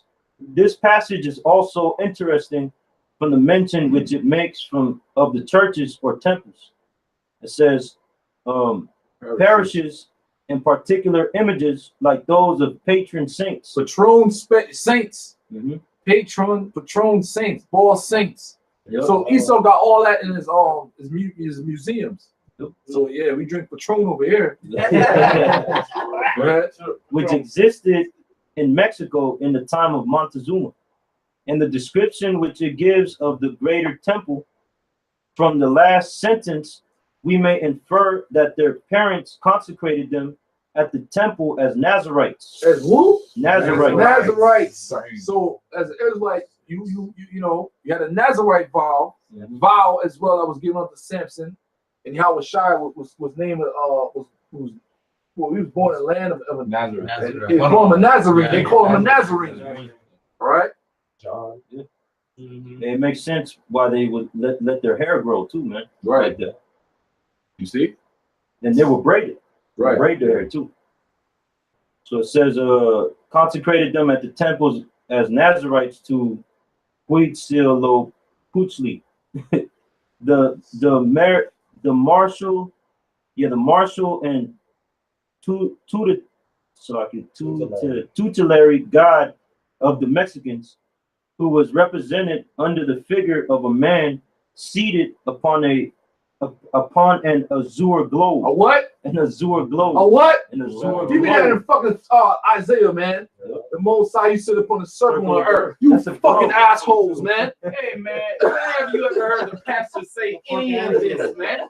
You ain't Never ever say say your pastor's going to this, man. Never, man. Never, man. Times You mean to tell me? planet. Bro. You mean to tell me that the Latinos, Native Americans, they travel on a flat earth? Shut your ass up, man. They knew it was a globe. You knew it was a globe. They knew it. Just to type in your phone, circle of the earth. I got one, bro. Go ahead. This is Proverbs chapter 8, verse 27. When he prepared the heavens, I was there. When he set a compass upon the face of the depth. But when you go into the Hebrew word for compass, it's chawad, which means circle, a globe. Yeah. Fuck out of here, man. I got the Isaiah. Isaiah 40 and 22. And it is he that sitteth upon the circle of the earth. The circle of the earth. Circle of the earth. When you read that same scripture in Spanish, it don't say circle. It says globe. It says globe. It says globe. And when you look it up in the blue letter, it says Spear. spear. Hey, look at that, man. And so, anyway, bro, the Aztecs had high knowledge, way higher knowledge of the stars and anything that you niggas know about that believe in the flat earth, way on a higher level than you dumb niggas, man. And they knew it was a globe. You know? Even the Aztec calendar is what? A circle. It's a circle. Everything a circle represents perfection. Anything flat is whack. You don't want to switch with a flat ass. Flat ass. You don't want a SpongeBob. flat tires. Flat ass. I got a quick free. Can't even come to the congregation with a flat nose. Quick free. It was Wisdom of Solomon 7 and 17. Where he had given me certain knowledge of the things that are, namely to know how the world was made, the operation of elements, the beginning, ending, and midst of the times, the alterations of the turning of the sun, and the change of seasons. So the alteration of turn the sun has to go through its course around the earth, man. And the earth has to move as well. Because there's in space, it's what they call an international date line today. Half the part of the outer space is always dark. Another part it has an illumination. So the earth moves between that, man. So when the sun moves in its course on one side, it's daytime, and it moves another side of the planet. That's why in Japan right now it's daytime, and there's a day ahead. You ignorant fucks. Anyway, that's it, man. Chill, brother. Let's get back, brother. Let's get back. We prove our point, man. We got the clip, man. We got the fucking.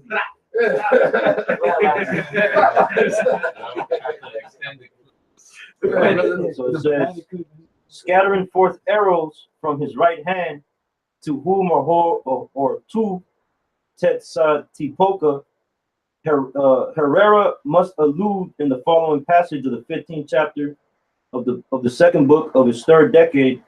The Mexicans, notwithstanding, confessed a supreme God, the supreme Yahweh, the Most High. It says, the Lord and framer of the universe. The brother just said it. You just read that precept. Yep. What tribe you from, brother? It's a car. Damn right. What the word Mexican mean, brother? Anointed. He's anointed. Mashiach. What the hell you pointing at him? Because he wanted to bring it up.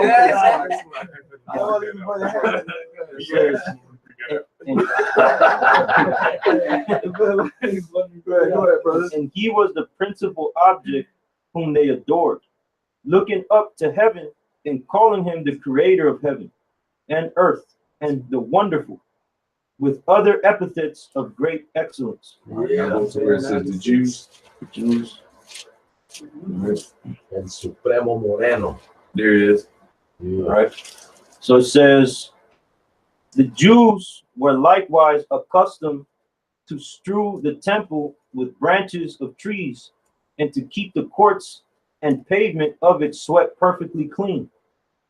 And women seem sometimes to have occupied themselves in this manner out of a deep sense of devotion to Yahweh and in performance of particular vows. Hey, that goes back to, you know, though when we had a priesthood, we kept the temples very clean, man. Sanctified. I go over what it says an interpreter. Yeah, there it is. So it says the interpreter of paintings contained in the larger Vatican. Yeah, so all the paintings and all that is in the Vatican, man. All right. Go ahead. It says the interpreter of the paintings contained in the larger Vatican, MS, says that light was obliged to be always kept burning in the Mexican temples, and instancing this and other traits of resemblance between the Mexicans and Jews. He shortly afterward adds from all these circumstances. As from all these circumstances, blow it up, all right? The fact that is plain and probable that this nation, that this nation descends from the Jews. What more you want? Go ahead. Since all the ceremonies of this chapter are, as it were, according to the text of Leviticus. The text of what? Leviticus. We're going to defend the 12-tribe chart up in here. All praise Yahweh Shai. Double house to the apostles and elders, man. Yeah. Go ahead. Such as the people should not touch the holy things. And again, as in Exodus, that light should be always in the temple, and incense and the trumpets and the sacred vestments. How strict was the injunction against the Jewish laity being allowed to touch the holy things, and what dreadful vengeance they might expect in case of disobedience to this command. You know, like that example when Aaron's sons? No, I was gonna say when that Jake had caught the what's it called? Which one? Man, the name of it. The priest used to carry it to war. The Ark of the Covenant. Yeah. You know, when he had caught the Ark, he got put to death. Yeah, Uzzah. Uzzah. You know, so there was a judgment for touching a sacred thing. It goes back. Also, dealing with the sons of Aaron, Eleazar was the one that survived, but his first two sons got put to death because they didn't follow the order. No, that was Eli.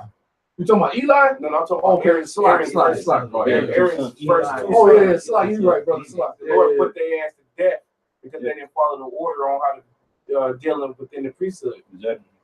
That's right. So it says, how strict was the injunction against the Jewish laity being allowed to touch the holy things, and what dreadful vengeance they might expect in case of disobedience to this command, may be inferred from the following accounts of David's bringing up the ark from Kirjath-Jearim, which is contained in the 13th chapter of the first book of Chronicles, wherein it is said that Uzzah, the spirit, here it is. Yep, notwithstanding the apparently religious necessity for the act, was struck dead by the Most High for putting forth his hand to prevent the ark from falling on the ground. Ooh. Yeah. Hey, that's just for because he didn't have faith that they had. Hey, you think that the Heavenly Father gonna let the ark just fall on the side like that? Fulfillment of prophecy. You know what I'm saying? Fulfillment of prophecy, man. You know, he got struck dead right there. Just those things are written for our learning. Yeah, that's all that was. He probably had good intentions, you know. It's kind of like when you drop something on your hand. Oh shit! He didn't have good intentions. That's all he had, bro. He did it. He didn't do it. He had dress code. Yeah, be able to handle all that. Exactly. Only the Levites are supposed to do that. The Levites has a strict code. It was so when we were set up in the wilderness, only the Levites were the only ones were supposed to go into the tabernacle. If any other, hold on, brother, if any other tribe got even try to go in there, the Levite had the right to kill your ass. Yeah, that's in the book of Numbers. That's right. So that's how serious that was. Yeah. You understand? Because that priesthood was deadly serious, man. Yeah. It was a whole other level, man. And it was so much power that was flowing through that, man. You got to think that the whole, it was all gold, and gold is the conductor of electricity, man.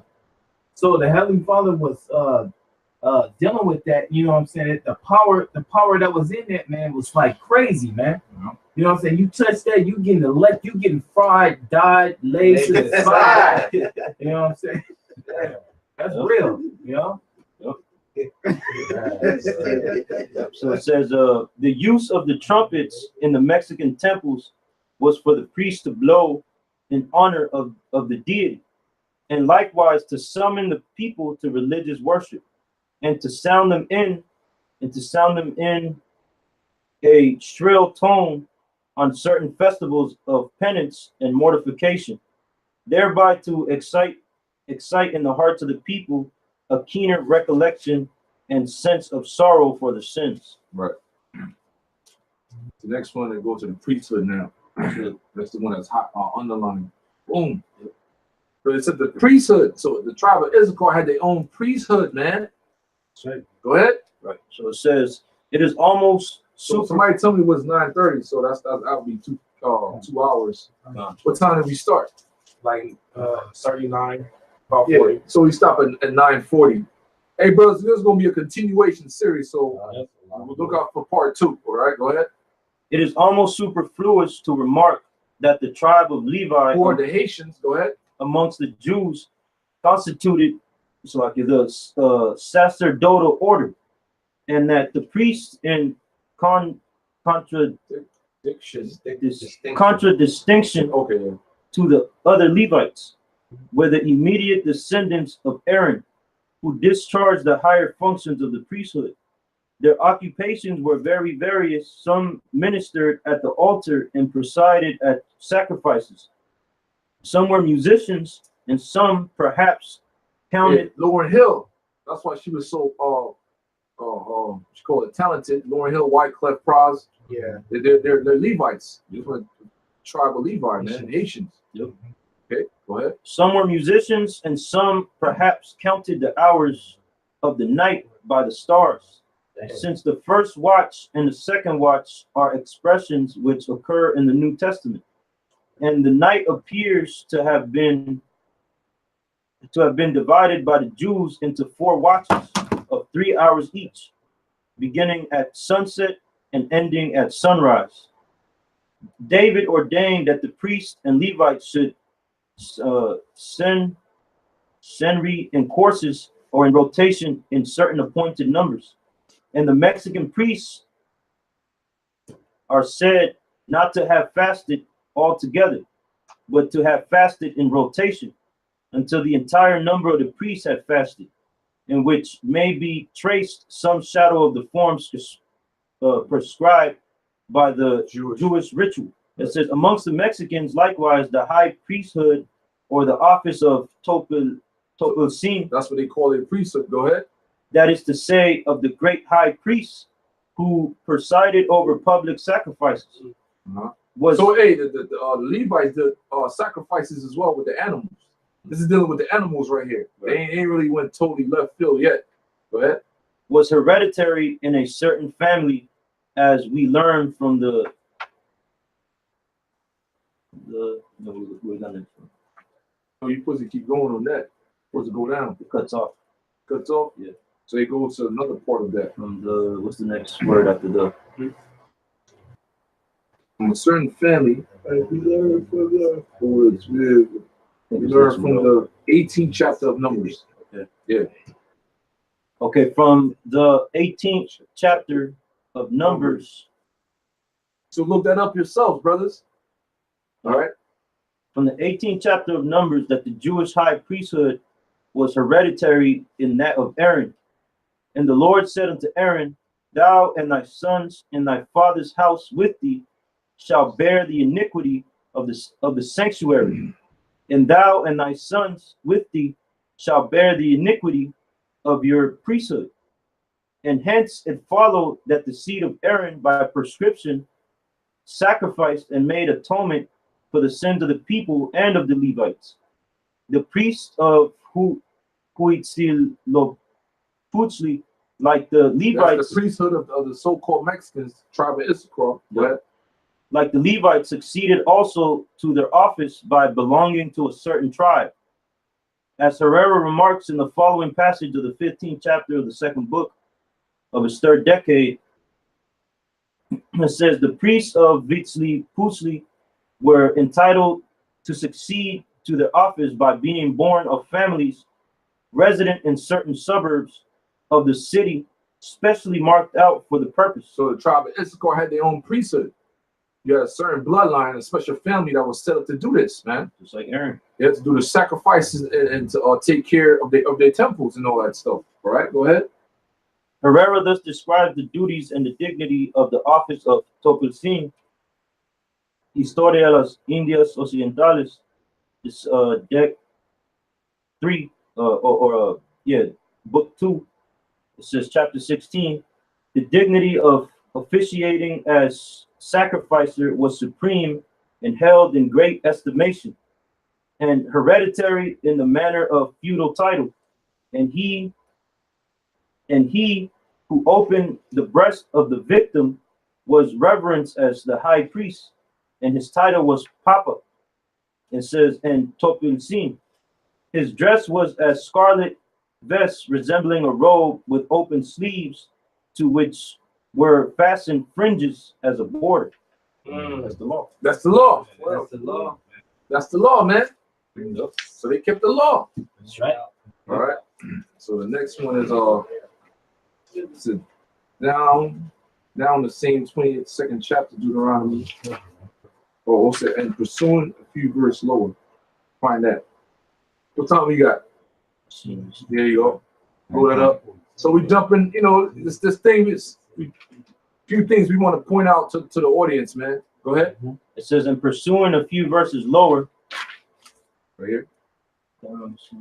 20. Yeah. Back. Oh, no. Okay. And pursuing a few verses lower. I blow that up, right? Okay, and pursuing a few verses lower, down the same 22nd chapter of Deuteronomy, we come to another precept which we find from the indubitable testimony of their own paintings that the Mexicans followed more scrupulously than the Jews of the Middle Ages, who were laughed or persecuted out of some of their prejudices by Christians.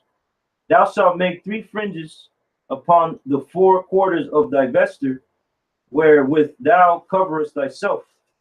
It is not of any signification whether all the Mexican dresses were ornamented with fringes. Right. Somebody got the law on the fringes? I see you searching for it. I cannot. Type in your phone, fringes. 2 letters. I'm gonna get it right now. Type in the fringes. Go ahead, that bad boy. Numbers 15, verse 37. And the Lord spake unto Moses, saying, speak unto the children of Israel. Children of Israel were only ones that were ordained to keep that type of custom. Yeah. So the Mexicans are the children of Israel from the tribe of Issachar. Go ahead. And bid them that they make them fringes in the borders of their garments throughout their generations. Right. And that they put upon the fringes of borders a ribbon of blue. Right. That is the covenant and the laws. Go ahead. And it shall come. That's it. On that. Go ahead, brother. Okay, it says, thou shalt make 3 fringes upon 4 quarters of thy vesture, wherewith thou coverest thyself. It is not of any signification whether all the Mexican dresses were ornamented with fringes, provided ornamented with what? With fringes. Provided proof may be found in the Mexican paintings that this custom, if not universal, was general. So they all did. Right. They all kept. Right. It says, and sacred and ritual, if not profane and vulgar, from the phrase the 4 quarters of thy vesture, which could not apply to the girdle or maxtle which the Jews wore round their loins. It may be inferred that the square vest or mantle which covered their body is understood, and that this was precisely the part of their dress to which the Mexican fastened fringes. Right. Hey, so it's telling you that the Vatican got pictures of all this, man. They got images of these things. You know? The Edomites, the pinche gringo, okay? Yeah, hiding that shit. Yeah, go ahead. It says, further arguments may appear unnecessary to establish the fact that in military matters, as well as in their civil institutions, the Mexicans resemble the Jews. Who are us? The Negroes, Latinos, Native Americans, Seminole Indians, West Indians, and Haitians, man. Not them gutter rats, okay? But another analogy may still be pointed out in reference to it being customary with the kings of both nations to entrust to a subject the supreme command of the army. Since the title of Tlacatecal in the Mexican army seems to have been equivalent to that which Joab and Abner possessed. Yeah, the captain. Under Saul and David in the army of the Jews. Yeah. What time we got? What time is it? Still got 20 minutes. Okay, 20 more minutes. All right, so next one. I still got the one that I'm holding both one. Probably gonna have to do that next go round, brother. So the extreme. 14, yeah, next one. 16. A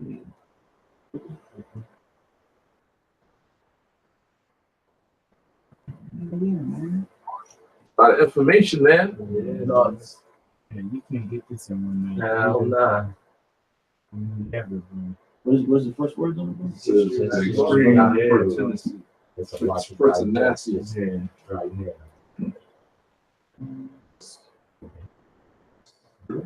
You must be feeling groovy over there, huh? Say groovy.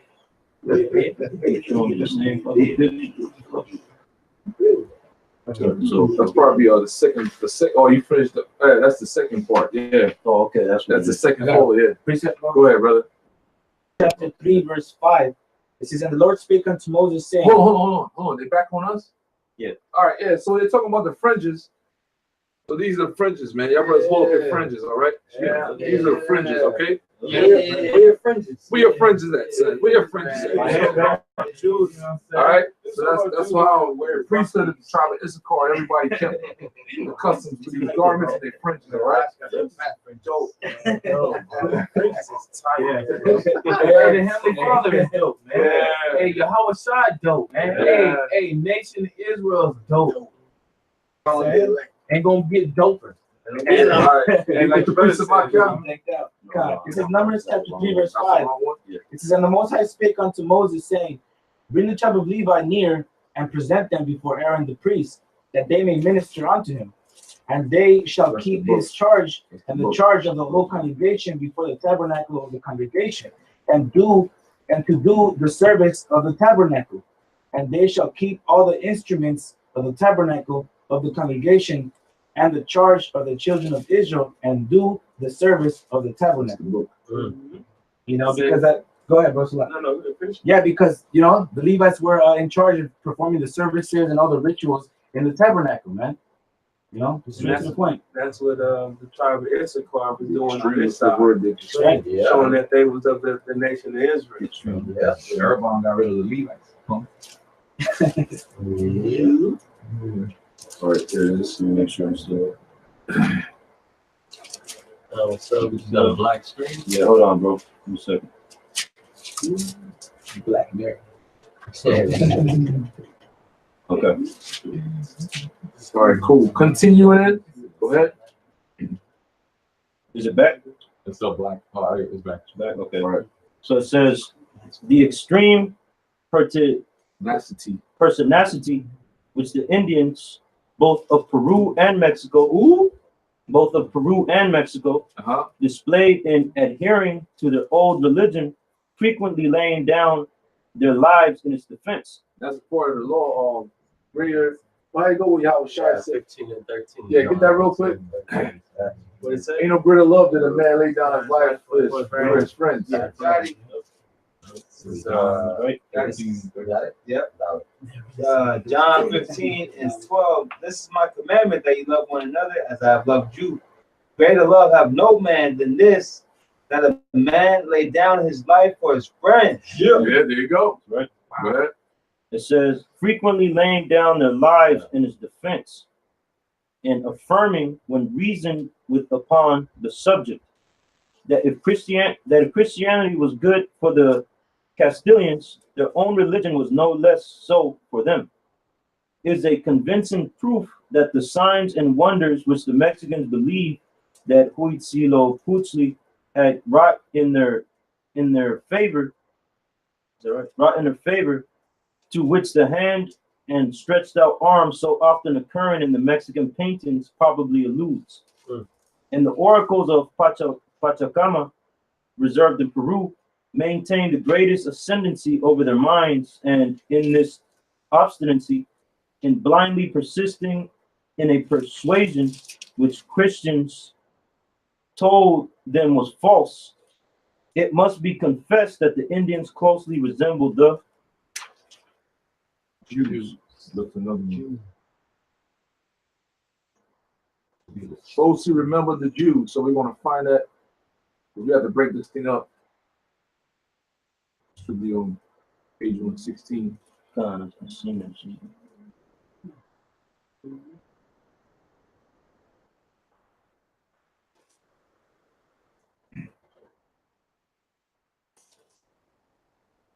Lock your brothers. We're trying to find this thing real quick. Okay, Yeah, closely related or resemble the Jews. The second reason for believing that Judaism was the religion of the Indians is that they used circumcision. All right. The third, that they expected a Messiah. Expected a who? A Messiah. Y'all was shy. Go ahead. Right. The fourth, that many words incorporated in their language and connected with the celebration of their religious rites were obviously either of Hebrew or Greek derivation. Of what? Hebrew or Greek? Derivation. Right. There The you go. derivation is like derived Yeah, from. derived from. No, the 8. 116. Yeah. Right. It says, page 116. I gotta preach. It says, the eighth is the resemblance which many of the Indian rites and ceremonies bore to those of the Jews. The ninth is the similitude which existed between many of the Indian and many of the Hebrew moral laws. Mm-hmm. The 10th is the knowledge which the Mexican and Peruvian traditions implied that the Indians possessed of the history contained in the Pentateuch. Yeah, that's dealing with the Tanakh. Okay. The first 5 books of Moses. Right. The 11th is the Mexican tradition of the Teoaxmotli, or divine book of the Toltecas. The 12th is the Mexican history of their famous migration from Aztlan. It says the 13th is the traces of Jewish superstitions, history, traditions, laws, manners, and customs which are found in the Mexican paintings. The 14th is the frequency of sacrifices amongst the Indians and the religious consecration of the blood blood and the fat of victims. Blood and the fat of victims. The 15th is the style of architecture of their temples. The 16th is the fringes which the Mexicans wore fastened to the garments. The 17th is a simplicity. Similarity. Oh, Slakia. The similarity in the manners and customs of Indian tribes far removed from the central monarchies of Mexico and Peru, but still within the pale of religious proselytism to those of the Jews, which writers who were 110 Spaniards have noticed, such as Sir William's pen, who, recognizing a probably fanciful likeness between the features of Indians and Jewish children, says, when you look upon them, you would what does it say next, bro? Oh, say that report. It says you would, and she froze.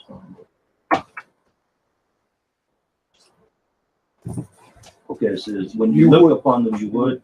You would think yourself in the Jews' quarter at London.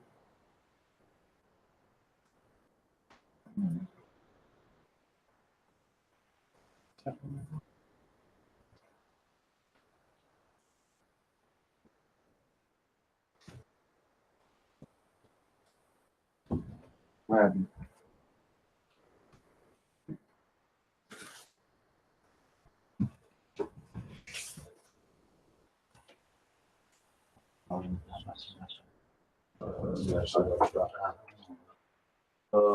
Yeah, Yeah, there'd be a continuation. There'd be a continuation from there. okay. Yeah, there'd be a continuation, that's all. Bear with us 1 second, brothers.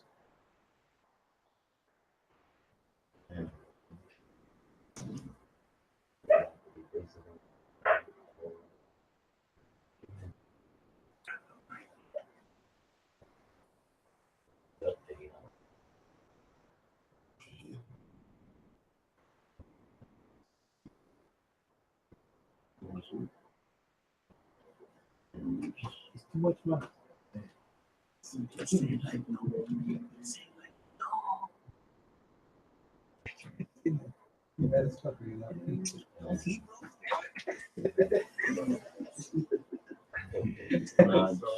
I got it, bro. You got it? No. All right. See if you can find hey, hold on, brothers, man. Hold on. Yes, you know. See now, we'll see if you can find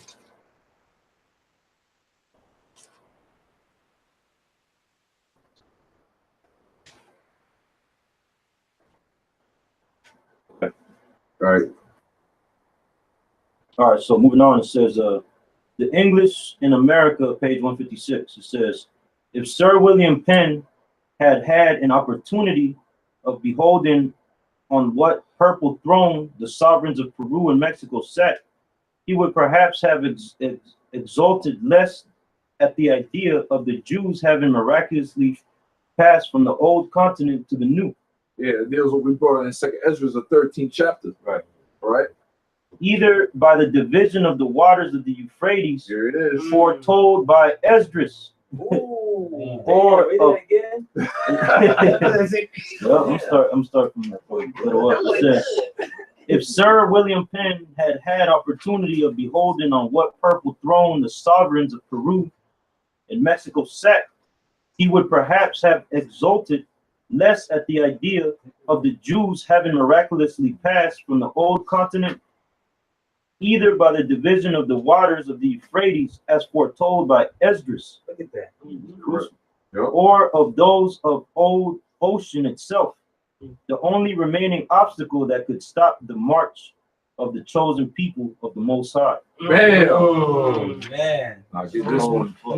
And the 128. same thing that Christopher Columbus, when you watch that movie 1492, Christopher Columbus resorted back to the book of Esdras.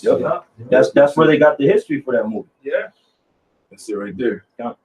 So page 128, it says, Torquemada compares Yahuatl to the god of armies or hosts, which resembles the ineffable name Yah or Yahweh. It said Jehovah here, It was said Jehovah. It was Yahweh. Right. For Teotl simply signifies God and is added to the proper name Yah, of which it does not form a part. It's supposed to be Yahweh. Now going down, it says Peruvians. Okay, skipping down, it says the Peruvians whose religion was What derived. tribe are the Peruvians from, brothers? Asher. Asher, right? The Peruvians whose religion was derived from the same source as that of the Mexicans believed in some supreme deity. Believe in one supreme deity. Believed in one supreme deity, the sole creator and governor of the universe, whom they named Viracocha and Pachacamac or Pachayacacchi, which signifies the creator of heaven and earth, and called Usapu or wonderful. Right. Nope. Facts. So, we started to lose our heritage, our customs from the name Yahweh and all that stuff. So we're going to the back now. Right.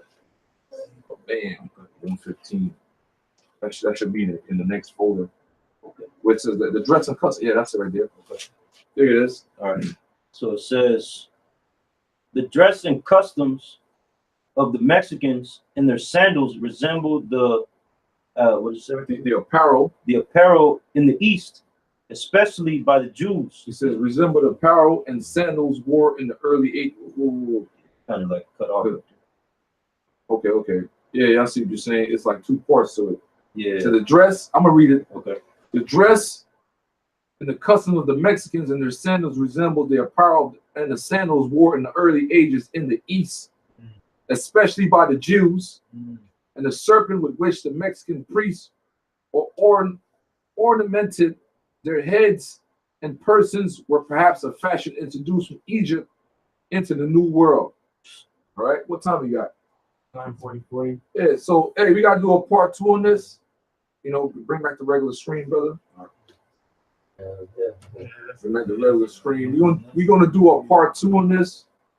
Go over next week or the week after. Regular screen, okay? Yes, with respect. So hey man, I hope you brothers are edified. So hey man, the Northern Kingdom are our people. All right. That's our people, man. The Latinos, Native Americans, single Indians, and we got more info for your ass, man. We're not done through the spirit of power, y'all by Shimmy Shy. So hope you brothers are edified. Much love, honor, respect to all the Akim out there. The bonds, the apostles, the elders, for teaching this truth. The body y'all by Shimmy Shy. Want to say Barak Yahweh. Barak Yahweh. Barak Yahweh. Barak Yahweh. Barak Yahweh. The water. Yahweh. Bashim. Yahweh. What? La. Baba. Shalom.